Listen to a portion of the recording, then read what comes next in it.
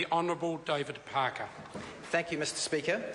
My question is to the Minister of Finance. Does he agree with the Prime Minister that one of the three main reasons for Solid Energy's precarious financial position was that they, quotes, they added gearing to a company that historically had not had gearing, and if so, why? Honourable Tony Ryle. Mr Speaker, on behalf of the Minister of Finance, yes I do. The fundamental cause of Solid Energy's problems is that the investments that the board made did not generate the returns that the board expected, and the situation became a perfect storm when coupled with the collapse of world coal prices in 2012. Supplementary question, Honourable David Parker. Does the Minister of Finance stand by his own acknowledgement yesterday that in the case of Solid Energy, it, quotes, would have been better with no debt? In retrospect, that is easy to see. At the time, it was not.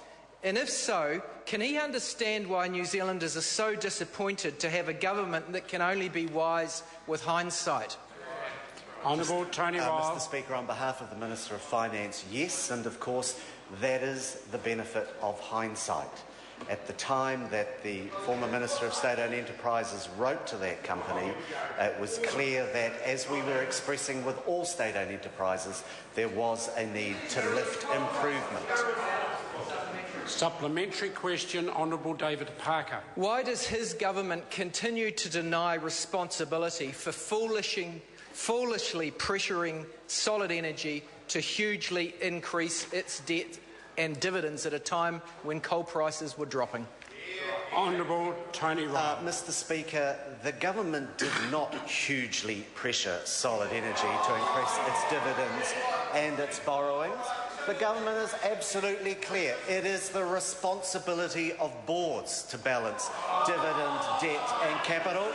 And that is exactly why, in 2008, Mr Mallard wrote to the board of Solid Energy and said that a long-run ratio of dividends to net profit after tax, 65%, was something that ministers were not uncomfortable with. Supplementary question, Honourable David Parker.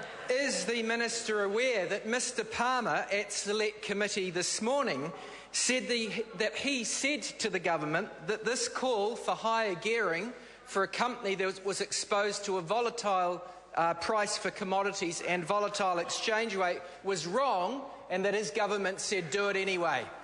Honourable Tony Ryle. Mr Speaker, as the member heard this morning from Mr Palmer, dividend decisions are made by the board, and the board takes responsibility for those dividend decisions.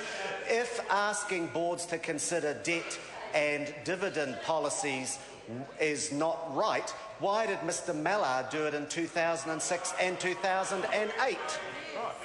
Supplementary. Order.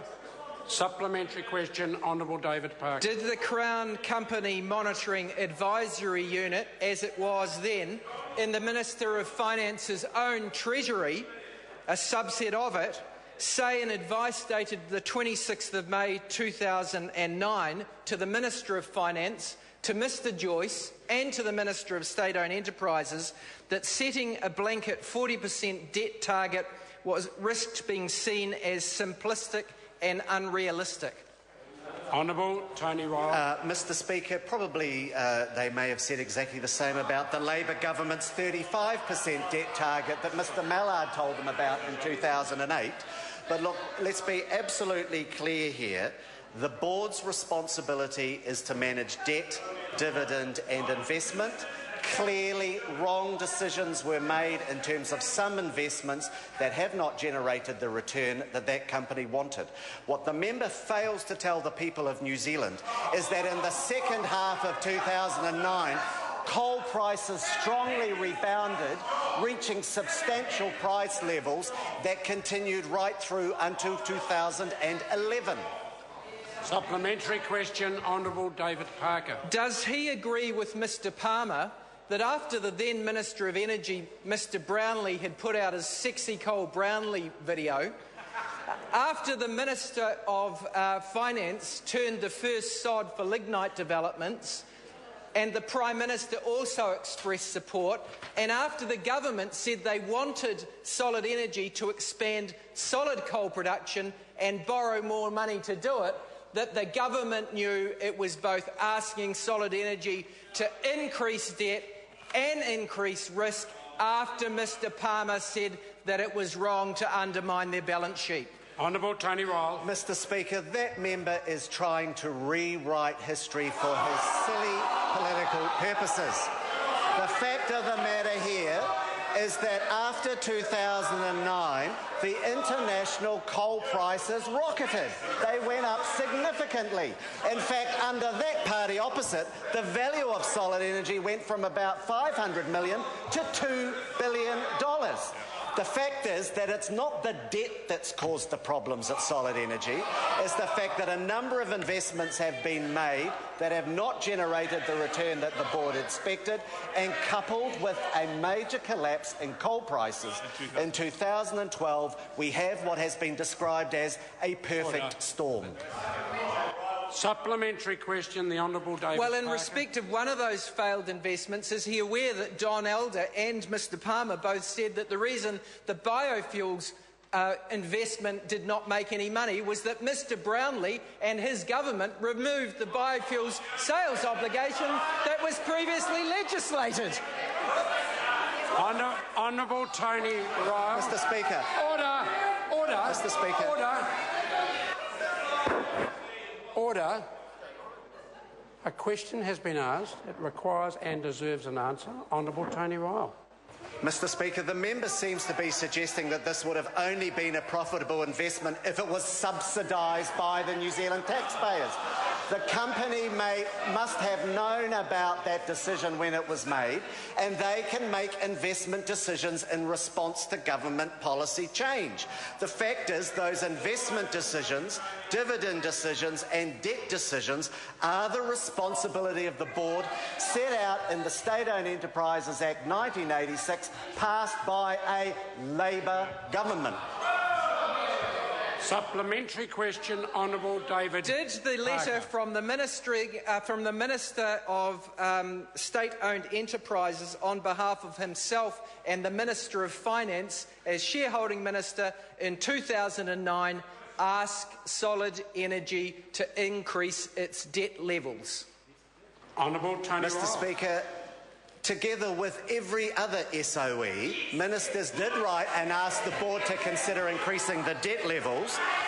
Mr Palmer, recognising that this is the prerogative of boards, wrote back to the minister and said the board is best placed to understand the earnings volatility and balance sheet risks of the company. And I'm sure that is the view that the board had when Mr Mallard was writing to them about dividends and debt in 2006 and 2008. Goodness me, haven't they forgotten a lot? Supplementary question, Honourable David Parker. Would the minister be surprised that, given that this company had one shareholder, the Crown, that Mr Palmer found very influential the request from the government, its only shareholder, to both increase production, increase dividends and increase debt? Honourable Tony Speaker. Ryle. Now Mr Parker is saying the board shouldn't increase coal production when we had record coal prices from the end of 2009 to 2011. You can't have it every way. Point of order, Honourable. Question at all, Mr Speaker. My question, if I would be able to put it. I think that is the quickest way forward, but it would be helpful if I could actually hear the question as well, so if we can have a bit of silence. Thank you, Mr Speaker. If I can recall, I won't be able to recall the exact wording. Okay. No, well, order. unlike Order. the government, we don't do everything scripted. Mr Speaker. Order. Mr Speaker, is the minister aware that or surprised that the chair of Solid Energy, or the former chair, Mr Palmer, said that given that the company only had one shareholder, the Crown, the request from the Crown to increase production, increase dividends and increase debt was very persuasive?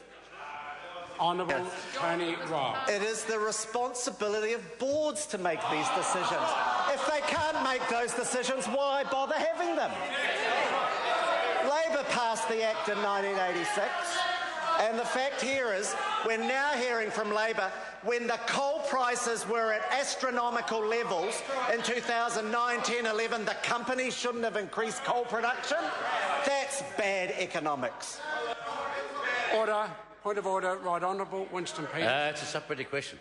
Supplementary question, the Right Honourable Winston. Is it not the case that forcing greater debt and extracting excessive dividends from Solid Energy was fraudulent in that there was no real revenue stream behind them? I know you are. Order. But this is a question. Order. I know you are, but this is a question. Order. That's a good demonstration of what happens when there's an unhelpful interjection across the House. Would the Right Honourable Winston Peters please ask his supplementary question? Thank you very much, Mr. Speaker. Is it not the case that extracting greater debt and forcing excessive dividends from Solid Energy was fraudulent in that there was no real revenue stream behind them over those years, that the dividends in fact came from increased borrowing, because otherwise would Solid Energy be bankrupt today? And why shouldn't we believe an experienced business operator and government appointee like Palmer rather than a bank teller like you? Honourable Tony Ryle.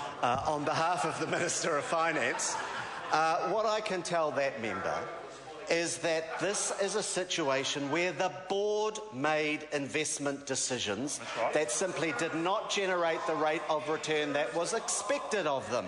And coupled with a significant collapse in world coal prices, the company finds itself in the position that it did. There is nothing fraudulent about the behaviour of the board, and I think the member should reflect upon that accusation. Further. Order. Further supplementary. Yes, Right Honourable Winston Peters. Why should we not believe Mr. Palmer, who's a serious government appointee in the past and has a serious business record, when he points to the government using the device of forcing greater debt and extracting excessive dividends from Solid Energy as a deceptive way of massaging and flattering the government's true fiscal position? Why should we believe Mr. Palmer and not a former bank teller like you? Order. Would the member Minister answer the first part of that question? Yes. Mr. Speaker, on behalf of the Minister of Finance, who actually I think was a Treasury official, didn't actually work at the bank. On behalf of the Minister of Finance, I am sure Mr. Palmer did not say some of the things that Mr. Peters has alleged that he says, but I agree with Mr. Palmer when he told the committee this morning that dividend decisions are made by the board and he takes responsibility, as I'm sure Mr. Palmer said that the board takes responsibility for their investment decisions. Coupled with the significant collapse in world coal prices, that's why the company finds itself in the position that it is in.